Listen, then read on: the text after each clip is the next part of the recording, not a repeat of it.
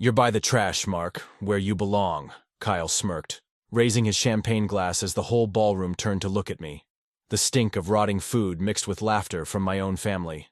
And then, he dropped the hammer. "Oh, and thanks for guaranteeing my $2 million loan," he added, as a judge in full robes stepped up to the mic, holding a forged signature that looked exactly like mine. My stomach turned as the crowd applauded. Everything I'd built, my firm, my house, my future, was now on the line. But what Kyle didn't know? I keep everything. And this time, paper would fight back. My name is Mark Mercer, and I'm 45 years old. I run a construction firm where every ledger and contract sits perfectly squared in fire-safe cabinets, each signature dated and clear as the day it dried. Early mornings find me at my desk, steam rising from black coffee while diesel engines rumble at the job sites below my window. My younger brother Kyle, the family star since his first Little League trophy, still draws our parents' spotlight at every gathering. Mom and Dad never miss his victories, big or small, so I learned to smile through reunions and birthdays, to nod and blend into the background while Kyle commanded center stage. What they don't know is that I've kept every document, every binding agreement, every witnessed signature from the past 20 years. But let me start from the beginning. I arrived at Kyle's wedding carrying a silver-wrapped gift and the kind of hope you'd think I'd have learned to shelve by now. The Renaissance Hotel's grand ballroom sparkled under crystal chandeliers, while a string quartet played something classical that probably cost more per note than my first truck. You know those moments when you think maybe, just maybe, things will be different this time?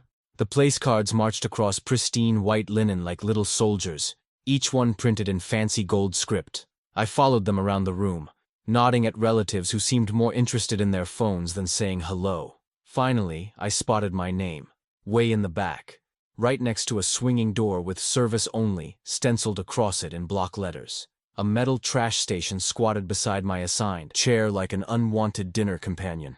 I stood there for a minute, my polished dress shoes reflecting the overhead lights, while servers bustled past with loaded trays and half-empty plates. The door kept swinging open and closed, each time letting out a blast of kitchen noise and the smell of garbage. Every few minutes, someone would dump another load of scraps into the bin, the lid clanging shut like a judge's gavel. Cousin Terry walked by, champagne in hand, and didn't even try to hide his smirk. "Comfortable spot they found for you, Mark?" he asked, then drifted away before I could answer. I caught sight of my reflection in a nearby window, my blue tie perfectly straight, my jacket smooth across the shoulders. 20 years of running construction sites had taught me how to keep my composure when things got rough. A photographer circled the room, his camera clicking away at all the happy moments. He paused when he got to my corner, raised his eyebrow, and actually took a picture of my setup, like it was funny, like it was meant to be documented. Have you ever had one of those moments where pride and dignity wage war inside your chest? I straightened my tie, pulled out that chair, and sat down anyway. It was my brother's wedding day after all. The smell of rotting food drifted up from the bin, mixing with the fancy perfumes and colognes of guests who walked past without making eye contact. Metal scraped against china as another server dumped leftovers into the bin. The sound grated against my nerves, but I kept my face neutral. A bead of sweat rolled down my back under my suit jacket, whether from embarrassment or the heat coming from the kitchen. I couldn't tell anymore. I thought about leaving. It would have been easy enough to make an excuse, claim a work emergency, and walk out with what was left of my pride. But I'd spent enough years in business to know how that would play out. They'd twisted into another story about how I couldn't handle Kyle's success, how I was jealous, how I always made everything about myself. So instead, I picked up my water glass, they hadn't even given me champagne, and raised it in a silent toast to my own stubborn dignity. Across the room, Kyle caught my eye, my little brother, done up in his designer tuxedo, standing among his country club friends. For just a second, something flickered across his face. Satisfaction? Amusement? The band finished their song with a brassy flourish before I could be sure. The MC stepped up to the microphone, tapping it twice to get everyone's attention. The feedback echoed through the ballroom, making several guests wince. I gripped my water glass tighter, wondering what fresh humiliation was coming my way. Kyle's crystal glass rang out like a warning bell. The whole room turned to him, moths to his spotlight, while I sat in my shadows by the kitchen door. My brother's smile stretched wide. Not the goofy grin I remembered from backyard games, but something calculated, like he was setting up a punchline everyone but me already knew. "Friends, family," he called out, voice carrying clear across the ballroom. I want to thank you all for being here tonight. Especially those of us who, he paused, swirling his champagne. Well, let's say some people only deserve leftovers. His glass tilted toward my corner, and a ripple of laughter followed its direction. You ever notice how cruelty travels through a crowd? It's like watching dominoes fall. One chuckle triggers another, then another, until the whole room's infected. Mom and Dad were right there in the front row, Dad's shoulders shaking with mirth while Mom covered her mouth with a napkin. Aunt Sarah at least had the decency to study her plate. Uncle Jim just stared straight ahead, probably thinking about his golf game. I kept my breathing steady, the way I do when reviewing a complicated bid. Every detail mattered. The way Kyle's new father-in-law nodded approvingly, how my cousin's kid pointed at me and whispered to his sister, the exact pitch of the laughter that bounced off the chandeliers.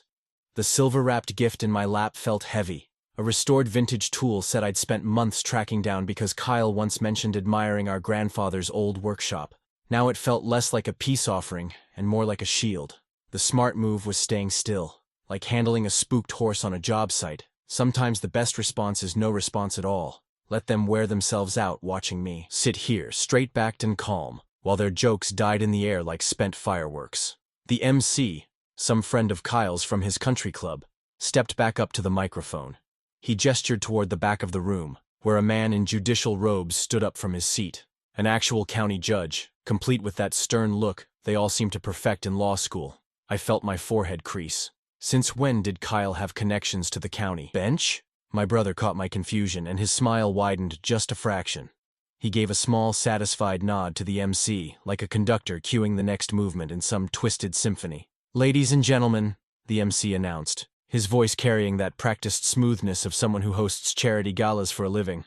"Please join me in welcoming the Honorable Judge Harrison to the microphone." The room broke into polite applause. I kept my hands still, watching the judge make his way to the front. Something felt off. Like when you walk into a room and all the furniture's been shifted an inch to the left. Everything looks normal at first glance, but your gut tells you something's wrong. A server bumped my chair as they rushed past with a stack of dirty plates. The metal bin beside me clanged as someone dumped another load of scraps. I squared my shoulders, bracing myself. Because that's what you do in construction. When you hear the creak of stressed metal or the groan of settling concrete, you plant your feet and prepare for whatever's coming. The judge reached the microphone, adjusting his robes with one hand while accepting a glass of champagne with the other. He cleared his throat, the sound echoing through the sound system, and I watched Kyle's expression shift from satisfied to downright triumphant. I'd seen that look before, back when we were kids, and he'd convinced me to climb our neighbor's apple tree, knowing full well the branch was too weak to hold my weight. Right before I fell and broke my arm, he'd had that exact same smile. The judge tapped his glass, calling for attention he already had. Every eye in the place was on him, except Kyle's. My brother was watching me, waiting for whatever was about to unfold. The judge lifted his glass, and the room leaned in like flowers following the sun. "Before I offer my blessing to the happy couple, there's a matter of record to address." He pulled a folded paper from his robe pocket, and my construction-trained instincts started ringing alarm bells. Judges don't typically MC weddings, and they definitely don't pull legal documents from their pockets during toasts. As many of you know, our groom has been developing an exciting new venture. The judge's voice carried that particular tone lawyers use when they're about to drop something heavy. Earlier today, I had the privilege of officiating the formal agreement that will launch this enterprise to new heights. My fingers tightened around my water glass. In 15 years of running my firm, I'd learned that exciting new ventures usually meant someone was about to lose money. The room had gone library quiet, except for the clink of a server dropping silverware behind me. The scale of this project required certain assurances. The judge unfolded his paper with deliberate care. Specifically, a personal guarantee from someone with substantial assets and an impeccable financial record. Remember that feeling when you're up on steel beams and suddenly the wind shifts? That's how my gut felt right then. I'd built my reputation on being that guy. The one with clean books and rock-solid credit. The one who could back a major project. I'm pleased to announce that Mark Mercer has stepped forward as guarantor. The judge's words hit like a sledgehammer to concrete. His signature here secures the necessary funding, a testament to brotherly support. Murmurs rippled through the crowd. Aunt Sarah's head snapped up from her plate. Even Uncle Jim stopped thinking about golf. I sat there, my mind racing through every document I'd signed in the past year. Nothing. Not a single guarantee had crossed my desk. The agreement cites personal assets including The judge adjusted his glasses. The construction firm, primary residence, and associated retirement accounts as collateral against the loan amount of— I didn't hear the number. My ears were already ringing with the implications. A forged signature. My signature. One that could strip everything I'd built, right down to the foundation. You know what's worse than finding out you've been robbed? Finding out while 60 people watch and wait for your reaction. I could feel their eyes on me, some confused, others gleaming with that particular joy people get when they're about to witness a train wreck.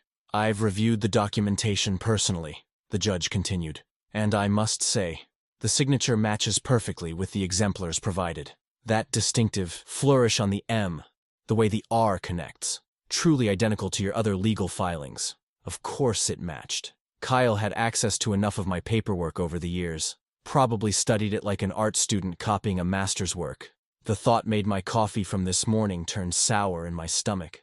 I looked across the room at my brother. He was watching me with that same expression he'd worn when we were kids, and he'd convinced me to reach into a hollow log where he'd planted a snapping turtle. Pure anticipation of the show about to start. The band had stopped playing. When had that happened? The silence felt thick enough to pour into foundation forms. I reached for the steady calm that had gotten me through a dozen crisis jobs. The mental ledger where everything balanced if you just looked at it right. But this wasn't a rushed concrete pour or a missed steel delivery. This was calculated. The trash station seat, the mocking toast, the judge with papers ready. It wasn't just a joke anymore. It was an ambush, laid out as carefully as any construction timeline I'd ever drafted. If everyone could hold their applause— the judge raised his hand. This moment deserves proper seriousness. The band will pause while we— The whole scene had the surreal quality of those dreams, where you show up to a job site and find out you're building a castle made of paper. Except I wasn't going to wake up from this one. The documents in the judge's hand were real. The signatures were convincing.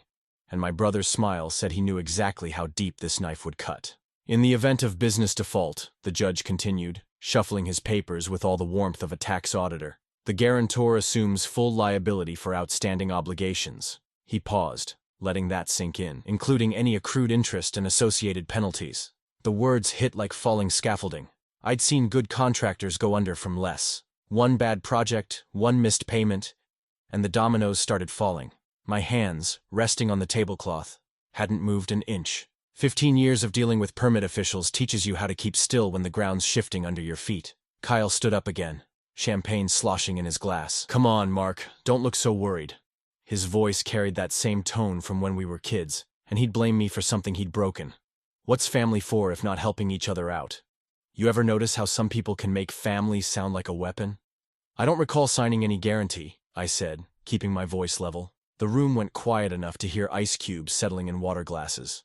Kyle waved his hand toward my seat by the swinging door, where a busboy had just shouldered past with a bin of dirty plates. Well, if you're going to be difficult about it, maybe the garbage seat really is where you belong. He smiled wider. Some people just don't understand what it means to support their own blood. Another wave of laughter rolled through the room. Even Mom joined in this time, though Dad at least had the decency to study his bread plate. I watched faces I'd known for decades. Cousins, aunts, family friends, all of them choosing sides without knowing they were in a war. The judge cleared his throat. I should mention one other detail. He adjusted his glasses like he was about to read a sentence. The agreement specifies a 90-day review period for the venture's initial phase. At that time, all obligations come due for evaluation and potential immediate repayment. 90 days. The number hit me like a deadline on a contract I'd never bid. 3 months to either watch Kyle's business succeed or lose everything I'd built since I was 23 and sleeping in my truck between job sites. My mind started moving the way it does when I walk a troubled project. Categorize, prioritize, plan. First step: pull every document with my signature from the past 5 years. Second, trace exactly how this forgery landed on a judge's desk. Third, map out what assets they could legally touch. The band struck up again, something slow and jazzy that felt like mockery. Kyle had turned back to his new wife, already dismissing me. The judge was carefully folding his papers, sliding them into a leather portfolio with the practiced moves of someone who'd just completed a formal task. I stood up, smoothing my tie more from habit than care. The wrapped gift in my lap, a restored antique level I'd spent months tracking down, felt suddenly heavy. I set it on the table next to my untouched cake. "Leaving so soon?" Kyle called out, not even bothering to turn around. "We haven't even done the family photos." I didn't answer, just nodded to the MC who was watching the scene with the fascinated expression of someone witnessing an expensive car crash in slow motion. My shoes clicked against the polished floor as I headed for the exit. Each step measured and deliberate. The double doors opened onto a night that smelled like coming rain. Clean air hit my lungs, washing away the stale taste of betrayal and wedding cake. Behind me, through the glass, I could see the judge setting down his microphone. Kyle's back already turned as he clinked glasses with his best man. Morning hit different when you're running against a clock. I unlocked the office at 6:30, same as always, but everything felt sharper. The rasp of key and lock, the creak of that third floorboard I kept meaning to fix, even the familiar mix of sawdust and diesel floating in from the yard. You know that feeling when your whole world narrows down to one thing? That's where I was. The accounting terminal hummed to life while I worked the combination on the fireproof cabinet where I kept every significant document since founding the company. My hands knew the drill. 20 years of filing had carved the muscle memory deep. The metal drawer slid smooth, packed with manila folders labeled in my precise block print. I laid out every guarantee I'd actually signed over the past 5 years. Equipment leases, material bonds, performance contracts, each one bore my signature, clear as a fingerprint. Ever notice how your signature's like a time capsule? Mine hadn't changed much since my first permit application. Clean upstrokes, tight loops, firm pressure that sometimes dimpled the paper. The wedding program went down next to them. Then the photo my cousin had snapped of that damn place card by the trash station. Seeing it again made my jaw clench. I forced myself to breathe slow, the way I did when checking precarious scaffold ties. This wasn't about emotion anymore. This was forensics. 90 days, I muttered, uncapping a marker. The numbers went up on the whiteboard in foot-high letters, a countdown I couldn't ignore. Below it, I sketched 3 columns. Verify, trace, preserve. Simple goals for complex problems. That's how you build anything that lasts. My banking dashboard loaded next. Ever since the '08 crash, I'd kept our loans clean and separate. But cross-collateralization clauses can hide like termites in fine print. One triggered default could start a cascade. I clicked through account after account, scanning terms I'd memorized but needed to confirm. "Hey, Mark?" Jake, my yard foreman, stuck his head in. 20 years running crews together meant he could read trouble in the air. "Need signatures on the Anderson site materials. Come in." I gestured to the chair across my desk, not bothering to hide the spread of documents. Jake had seen me through divorce papers. He could handle this. The requisition forms were standard. Lumber package, concrete schedule, rental equipment. My pen moved automatically, muscle memory again, but this time I watched my own hand form each letter. Was this how they'd copied it? Studied my routine authorizations until they could mimic the flow? "Everything okay?" Jake asked, collecting the signed forms. "Working on it." I managed a tight smile. "Keep the crews moving. I'll be out to check progress this afternoon." After he left, the office felt hollow, like someone had sucked all the air out but left the pressure. The computer pinged. Another signature scan finished comparing stroke patterns. I added it to the growing digital archive. Everything encrypted and backed up off-site. You don't spend decades in construction without learning to protect your foundations. 5 o'clock came like a whisper. Outside my window, the yard was winding down, machines powering off one by one. I saved the last file, triple-checked the encryption, and stood up. My back cracked. I'd barely moved all day except to refill coffee. Flipping the light switch felt like closing a chapter. The office went dark, except for the exit sign's red glow and the faint reflection of my face in the window. That's when I saw it. That same look I'd worn at the wedding. The one that said I'd been shoved somewhere I didn't belong. Only now it wasn't just in the banquet hall. It had followed me here, to my own place, fogging up the glass like breath on a mirror. 2 weeks in, and I couldn't remember my last real meal or solid night's sleep. Ever lie awake replaying a conversation until the words lose meaning? That's where my brain kept going with the judge's announcement, trying to piece together exact phrases about the guarantee through the wedding reception's blur. I grabbed my legal pad, the yellow one I used for contract reviews, and started writing what I could remember. Personal guarantee of all obligations, joint and several liability, cross-default provisions. Each term felt like another coil of barbed wire around my throat. You spend enough years reading construction contracts, you pick up the language that bleeds you dry. My coffee had gone cold again. Didn't matter. I'd been running on caffeine and spite since the wedding, and neither one was doing the job anymore. The asset spreadsheet on my screen made my stomach turn. 20 years of careful building laid out in columns. The company's equipment fleet, my house, retirement accounts, even the restored '67 Mustang in my garage. Everything I'd earned, cell by cell, row by row. The liquidation value column was new. I'd added it yesterday when reality started sinking its teeth. In. My phone buzzed. Again. I'd switched it to silent days ago, but the screen still lit up like an accusation. 3 missed calls from Mom, probably wanting to discuss things as a family. 2 from Dad, who'd never called me twice in a row before the wedding. And there was Kyle's text from this morning. Come on, bro. Be a team player here. We're family. Team player. Like this was some backyard football game where I just needed to take one for the team. I picked up the phone, thumb hovering over Kyle's message. The cursor blinked in the empty reply field. What do you say to someone who's planted dynamite under your life's foundation and acts like they've done you a favor? Delete. Back to the spreadsheet. The whiteboard's 90 days had become my office's North Star. Or maybe it's Vulture. 76 days left now. The numbers swam if I stared too long, like my eyes were trying to reject the reality they represented. My email drafted itself almost on autopilot. Dear valued employees, due to unforeseen circumstances affecting company stability, I stopped. Cursor blinking after that corporate speak opener. How do you tell 30 families that their paychecks might vanish because your brother forged your name? How do you face Marcus in accounting, who just bought his first house? Or Sarah in dispatch, putting 2 kids through college? The delete key felt like mercy. The yard lights clicked on outside my window, their automatic timer marking another day slipping away. Their harsh glow caught my reflection in the glass. When had I started looking so damn tired?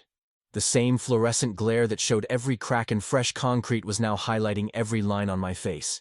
You know what helplessness tastes like? Like copper pennies and stale coffee. Like every drop of pride you've swallowed over the years, coming back up at once. I leaned back in my chair, the leather creaking like it was as tired as I was. The ceiling tiles above my desk had water stains in the corner.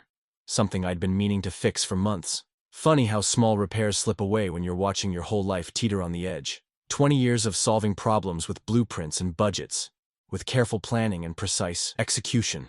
But this wasn't a foundation I could shore up or a wall I could brace. This was quicksand with a lawyer's letterhead. The question I'd been fighting finally surfaced. Was I out of my depth here? Not just in over my head, but so far down that fighting would only burn the last of my oxygen? I pulled out my keys. The ring was heavy with responsibility. Office, yard gates, equipment locks, storage units. Each one represented trust, represented people counting on me to keep their world steady. The metal felt cold in my palm as the yard lights cast long shadows across my desk. For the first time since I'd walked out of that wedding, I wondered if this fight had grown too big for me to win alone. The knock came just as dawn was breaking. 3 sharp raps, deliberate, like everything else about Richard. I hadn't heard that knock in years, not since he'd retired from mentoring at the Builders Association, but I'd know it anywhere. He stood there with 2 coffee cups and that watchmaker's focus in his eyes. The same look that had straightened my spine when I was just starting out. Heard through the grapevine you could use some backup, he said, stepping in without waiting for an invitation. Same old Richard. Why waste words when action would do? The coffee he handed me was black, 2 sugars. After 15 years, he still remembered how I took it. The warmth of that simple gesture hit harder than I expected. You want to tell me what happened? He settled into the chair across from my desk, the one usually reserved for clients. The early light caught the silver in his hair, but his eyes were sharp as ever. So I told him. Every bit of it. The wedding setup, Kyle's smirking toast, the judge's announcement, the forged guarantee, the 90-day countdown. The words came easier than I expected, like bricks finally falling into their proper places. Richard just listened, nodding occasionally, his coffee cooling untouched. When I finished, he set his cup down with the precise movement of someone setting a chess piece. Public records first, he said, like we were discussing any other project plan. County filings, notary logs, anything touched by official hands. Paper has memory, Mark. It remembers every fold, every stamp, every signature. My shoulders loosened a notch. This was familiar ground, the methodical approach he'd drilled into me years ago. Always start with what you can prove. We document everything, he continued, pulling a legal pad from his briefcase. Chain of custody matters. Every piece of paper we touch needs to be logged, dated, and witnessed. If this ends up in court, and it will, We need clean hands and clear records. I grabbed my own pad, and we started mapping it out. Timeline first. Every interaction, every document, every whispered comment at family gatherings that might have hinted at Kyle's scheme. Then signature analysis, pulling my John Hancock from years of permits and contracts. Finally, following the money through vendor payments and bank transfers. Richard's pencil moved steadily, breaking the work into manageable chunks. The task felt less like drowning and more like building, something I knew how to do. "Remember that permit issue in '08? Richard asked, not looking up from his notes. "When that developer tried claiming you'd signed off on substandard materials?" I did remember. We'd proven the signature was forged by comparing it to county records. "Same principle here," he said. "We pull your signatures from every county filing for the past decade. Compare them to whatever Kyle's filed recently. Paper doesn't lie, even when people do." The fluorescent lights hummed overhead as we divided the stack of documents I'd gathered. Richard took half, I took half, and we started in. The familiar rhythm of page turning filled the office. A sound like casual shuffling, but I knew better. This was the sound of building a case. 20 minutes in, I caught something. A date discrepancy on one of Kyle's reference sheets. Small, but telling. I circled it twice, the pen pressing deep enough to leave marks on the next page. I looked up to tell Richard, but he was already holding up his own sheet, a similar circle drawn in his precise hand. Our eyes met across the desk, and I saw the ghost of a smile touch his face. For the first time since the wedding, the knot in my stomach loosened slightly. This was no longer just me against a forged signature. This was me and Richard doing what we'd always done best, building something solid, one careful piece at a time. Records have a way of telling stories if you know how to listen. And right now, they were practically shouting. "Look at this," I said, sliding a printout across to Richard. 3 different companies, all registered within days of each other, all using the same UPS store address. Richard adjusted his reading glasses, scanning the document with the focus of a jeweler examining a suspect diamond. "And let me guess, they're all feeding into Kyle's main venture? Like tributaries into a river." I pulled up another sheet showing the payment flows. Money goes in as vendor payments, but the amounts are too clean. Everything ends in perfect thousands. No odd cents, no real-world messiness. You ever notice how actual business expenses are never that tidy? Real suppliers don't charge in round numbers. There's always tax, shipping, some random fee tacked on. But these payments looked like they'd been designed with a calculator and a very simple imagination. Richard leaned back, rubbing his eyes. Shell companies. Classic misdirection. Make it look like legitimate business expenses when really, he let the thought hang. When really the money's just circling back to Kyle, I finished. The coffee in my mug had gone cold hours ago, but I barely noticed. We'd been at this since sunrise, piecing together the puzzle of my brother's financial sleight of hand. Here's another red flag. Richard tapped a document showing officer listings for one of the LLCs. The registered agent changed 3 times in 2 months. Real businesses don't swap leadership that often unless something's wrong. I nodded, adding it to our growing pile of exhibits. We developed a system over the past few days. Signature comparisons in one section, date inconsistencies in another, and now this web of suspicious entities getting its own tab in the binder. "We need to make this crystal clear for the judge," Richard said, reaching for a fresh legal pad. "No judge wants to play detective. The story needs to jump off the page." He was right. I'd seen enough construction disputes to know that judges appreciate clarity above all else. So we spent the next hour creating flowcharts, color-coding the movement of funds, and building a timeline that even a 5th grader could follow. "Label everything," Richard reminded me as I assembled the master binder. "Every exhibit, every tab, every single page needs to be numbered and indexed." I'd already started. The binder was growing thick with evidence, each section marked with color-coded tabs, each page stamped and numbered. And because Richard had taught me, well, years ago, I was creating an identical digital copy, organized the same way, with every scan tagged and dated to show when we'd acquired it. "Timestamps matter," I muttered, more to myself than Richard. The chain of custody had to be bulletproof. Each document needed to show exactly when we'd retrieved it and how it had been handled since. My eyes drifted to the whiteboard where I'd been marking off the days since the wedding. The 90 days countdown now showed just 5 empty boxes left to cross out. The deadline was bearing down like a freight train. But for the first time, I felt ready for the impact. "Court filing office closes at 4, Richard said, checking his watch. "We should have everything ready by tomorrow morning. First window opens at 8:30. I nodded. sliding the cover page into the binder's front sleeve. Evidence, presentation order, stood out in boldy letters. A simple header for a complicated truth. Behind it lay the story of my brother's betrayal, told in bank statements and business filings instead of words. One final check, Richard said, pulling the binder over. Let's make sure every reference in the index matches its exhibit number. He flipped through the pages with methodical precision, while I crossed to the coffee maker. Some tasks demanded fresh caffeine.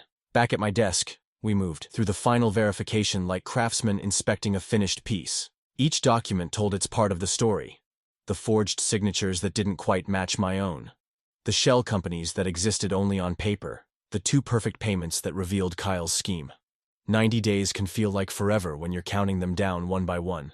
But standing outside that courthouse on the final morning, it felt like I'd blinked and landed here. Richard carried our evidence binder like it was made of glass. And honestly, it might as well have been. Our whole case, my whole future, sat between those covers. The marble steps hadn't changed since I'd walked them dozens of times before, submitting permits and checking property records. But this time, each step carried the weight of everything I'd built over 20 years. You know that feeling when your whole life narrows down to one moment? That was this morning. Ready? Richard asked, adjusting his tie. The morning sun caught his silver hair, reminding me of all the times he'd guided me through tough spots in the construction business. But this was different. This was family betrayal wrapped in legal paper. I smoothed my own tie, checked that our backup thumb drive was secure in my breast pocket, and nodded. Let's do this. The security check went smoothly. They knew me here, from all my permit runs. But today, instead of heading to the records office, we climbed to the third floor where the county judge held court. The same judge who'd stood at Kyle's wedding, announcing my supposed agreement like it was just another toast. The courtroom doors opened at exactly 8:30. Richard and I chose seats near the front, setting our materials on the table with precision. I'd arranged everything just so. Binder centered, laptop ready, exhibits arranged in perfect order. Some might call it obsessive, but detail work had saved my business more than once. At 8:45, Kyle strolled in like he was heading to a cocktail party. He had that same smile from the wedding. You know the type, all teeth and no truth. His lawyer followed with a thin folder that made our binder look like an encyclopedia. That should have worried him. But Kyle just winked at me like this was all some elaborate joke. All rise, the bailiff called, and the county judge entered. He looked different in his robes than he had in his tuxedo at the wedding, but his eyes were just as sharp. When they met mine, I saw a flicker of recognition, but his face gave nothing away. Case number 2023 CV4891, the clerk announced. Mark Mercer versus Kyle Mercer. Matter of fraudulent guarantee and relief. The judge settled into his chair, glasses perched on his nose.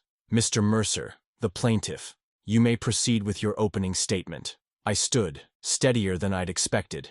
Your Honor, this case is about a forged personal guarantee that puts my assets at risk without my knowledge or consent. The evidence will show that my signature was falsified on loan documents, and that the underlying business structure involves multiple shell companies designed to obscure the flow of funds. Simple, clean, just like Richard had coached me. We've prepared comprehensive documentation, I continued, gesturing to our binder, including signature analysis, corporate filing irregularities, and traced fund movements. We have both physical and digital formats ready for the court's review. The judge nodded, looking between Kyle and me. We'll proceed with exhibits in sequence. I expect efficiency and clarity from both parties. He paused, making eye contact with each of us. This court's time is valuable. Make your points with precision. I felt Richard's slight touch on my sleeve, our signal to move to the easel we'd set up. The projector hummed to life as I connected my laptop. That familiar courthouse smell of old wood and paper filled my lungs as I drew in a deep breath. Remember that raw ache from the wedding? Sitting by the trash station, listening to the laughter? It was still there, but it had changed. Instead of shame, it felt like rocket fuel. Clean burning and powerful. Every snicker, every smirk from that night had been distilled into pure focus. I clicked to the first slide. My actual signature from 5 years of notarized permits, arranged in sequence. Below it, the alleged signature from Kyle's loan documents. Even at a glance, the differences were obvious. Proceed, the judge said, leaning forward slightly. I squared my shoulders and began our presentation, each word backed by 90 days of meticulous preparation. The courthouse clock ticked steadily behind us as I pointed to the first discrepancy. and the clerk began marking exhibits for the record. Your Honor, let's start with basic signature mechanics. I pointed to the top row of samples. These are my authenticated signatures from building permits filed between 2018 and 2023. Notice the consistent pressure points, particularly where I cross my M's. The judge leaned forward, adjusting his glasses. I'd seen that look before, the same careful study he gave structural diagrams during permit reviews. In my authentic signatures, I continued using a laser pointer, the downstroke always shows heavier pressure, creating a distinct indentation on the paper. You can actually feel it on the original documents. I handed the first exhibit to the clerk, who passed it to the bench. The judge ran his finger over the paper's surface, nodding slightly. You know that moment when you can tell someone's really getting what you're saying? That's what I saw in his eyes. Now, compare those pressure points to the alleged guarantee signature. I advanced to the next slide. Notice how the strokes are uniform, almost floating on the surface. That's typical of someone trying to copy, rather than naturally write. Richard stepped forward smoothly, placing our timeline exhibit on the judge's bench. If I may direct your Honor's attention to tab 3, page 2. This establishes Mr. Mercer's location on the date this guarantee was supposedly executed. I watched Kyle shift in his seat as Richard continued. Bank security footage and time-stamped permits show Mr. Mercer conducting business in Cincinnati that entire week. The guarantee was allegedly signed in this courthouse. Objection! Kyle stood up, that wedding day smirk cracking slightly. This is just clerical mistakes happen all the time in business. Everyone knows that. The judge's gavel cracked once. Mr. Mercer, the defendant, you'll have your opportunity to respond. Please refrain from interrupting. That shut Kyle up quick. Funny how different he looked without an audience of wedding guests to play to. Your Honor, I continued. If you'll reference tab 4, you'll find notary logs from the courthouse for the week in question. I placed the enlarged copies on the display. Standard procedure requires all guarantees of this magnitude to be notarized.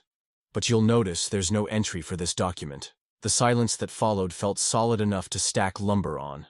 I let it build for 3 full seconds, just like Richard and I had practiced. Furthermore, I moved to the next exhibit. When we examined the notary stamp itself, I zoomed in on the digital scan. The commission number doesn't match any active notary in the county during that period. We've included the state's official notary registry as verification. You could practically hear the pieces clicking together in everyone's minds. Each point built on the last, like laying a foundation 1 block at a time. Perfect squares, perfect lines, everything level and true. The technical term for this kind of pattern, I said, keeping my voice steady, is systematic irregularity. One inconsistency might be a mistake. This many? That's deliberate. Richard advanced to our summary slide. A clean, simple chart showing each discrepancy lined up against standard practices. We'd made it colorful but not flashy, just like a good construction blueprint. Your Honor, I concluded, this segment, squaring my shoulders. The law is clear on this point. A forged signature carries no legal weight. A fraudulent guarantee creates no valid obligation. You can't build real risk on paper fraud, any more than you can build a skyscraper on quicksand. I paused, making eye contact with the judge. Would you like us to proceed to the evidence regarding the shell companies and fund transfers? The judge studied our exhibits for a long moment, then looked up. Continue, Mr. Mercer. Moving to the financial analysis, I said, clicking to a clean flowchart. What you're looking at is 6 months of fund movement through Kyle's business network. The diagram showed neat boxes connected by color-coded arrows, each one tagged with dates and dollar amounts. Richard stepped forward, pointer in hand. If I may direct the court's attention to these 3 entities. He circled a cluster of LLCs. Notice they all share the same UPS store address on Market Street, Box 442. I pulled up the registration documents. Each company lists different officers, but when we cross-referenced signatures, the next slide showed overlaid writing samples. Same hand, different names. A carousel of paper officers. The fluorescent lights hummed in the silence as I advanced through the sequence. Ever notice how a courtroom feels like a construction site inspection? Same attention to detail, same need to get everything square and plumb. Starting January 15th, I continued, we see the first major transfer. I highlighted a $250,000 movement, supposedly for consulting services, but watch where it goes. The money bounced between 4 entities in 3 days, each hop labeled as a different expense, before landing back near its starting point. Your Honor, this pattern repeats weekly. Richard tapped the screen where identical amounts cycled. Always in round numbers, 50,000, 100,000, $250,000. No odd dollars or cents like you'd see with actual vendor invoices?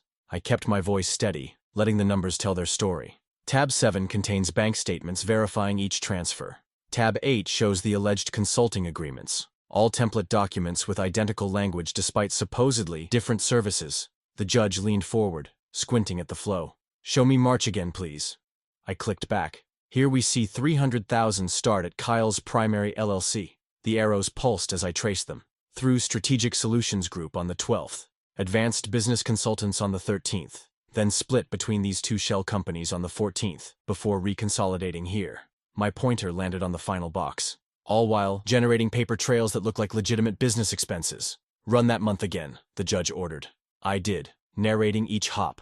Once more, he said, making notes. The third playback felt like turning a key in a lock. You could see understanding click into place across the room. Kyle had stopped smirking, his eyes fixed on the table surface.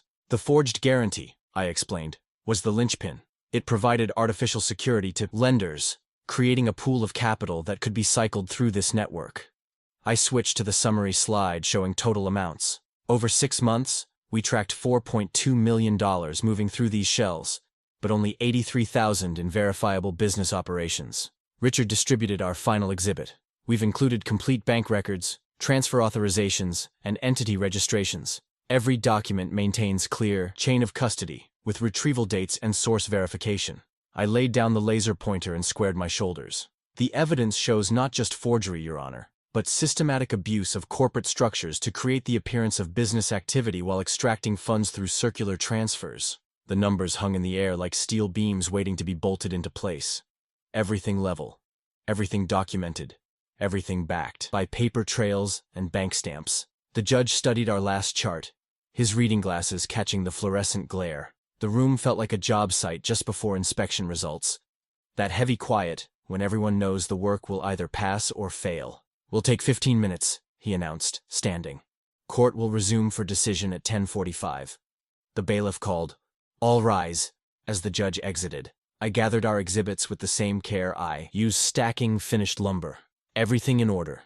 Everything square. Beside me, Richard straightened his tie. Across the room, Kyle stared at his hands. The bailiff's "all rise" pulled us back to attention as the judge returned. 15 minutes felt like 15 days, but I'd waited through longer inspections. The real test of any structure isn't the building. It's the final walkthrough. "Be seated," the judge said, adjusting his glasses. I noticed he'd removed his wedding bow tie from earlier. Funny how details stick with you in moments like these. The court has reviewed the evidence presented regarding the personal guarantee allegedly executed by Mark Mercer. The room went library quiet. You could have heard a washer drop on concrete. Based on the comprehensive documentation provided, including signature analysis, notary discrepancies, and timeline verification, this court finds the purported guarantee void ab initio, meaning void from the beginning. He paused, looking directly at Kyle. The evidence of forgery is conclusive. My shoulders relaxed for the first time since that wedding mic tap. Ever notice how victory feels less like celebration and more like gravity returning to normal? Furthermore, the judge continued, the evidence of systematic fund transfers through shell entities presents serious concerns. He lifted one of our flowcharts. The court is referring this matter to the district attorney's office for investigation of potential criminal charges, including forgery, fraud, and financial misconduct. Kyle's attorney started whispering urgently in his ear, but Kyle just sat there, pale as fresh drywall, watching his scheme cave in like a badly framed roof. The clerk will prepare certified copies of today's exhibits for law enforcement review. The judge removed his glasses. Mr. Mercer, your personal and business assets are released from any encumbrance related to this void instrument. Do you understand? Yes, Your Honor. Simple words, solid as concrete. Very well. We're adjourned. The gavel crack echoed like a nail gun shot. Outside in the marble hallway, reporters clustered with notepads and phones. I caught fragments as we passed. Local developer. Fraud allegations. Criminal referral. The story would run tomorrow, spreading through town like spilled paint. Kyle's name would stick to it like a signature on bad work. Richard clapped my shoulder. Clean win, Mark. Everything squared away. Thanks for having my back. I meant it. In construction or court, you're only as good as your team. The morning sun hit me like a spotlight as I pushed through the heavy doors. I pulled out my phone and called Pete, my foreman. Boss, how'd it go? We're clear, Pete. Run payroll like normal. He whooped so loud I had to hold the phone away. The crew'll be glad to hear it. We were worried about you, Mark. Tell them thanks. And Pete? Take lunch on me today. I ended the call and stood there a minute, letting the sunlight soak in. The wedding humiliation felt distant now, like old blueprint marks erased clean. But I needed something to replace that memory of the trash station seat, something solid and visible. The furniture store was just opening when I walked in. The salesman started his pitch about ergonomic mesh and lumbar support, but I waved him off. In the executive section, one chair stood out. Solid leather, high back, gold-edged arms catching light like fresh-cut brass. Not flashy, but quietly confident, like a throne built for someone who earned their spot. This one, I said. Back at the office. I wheeled it into my corner space myself.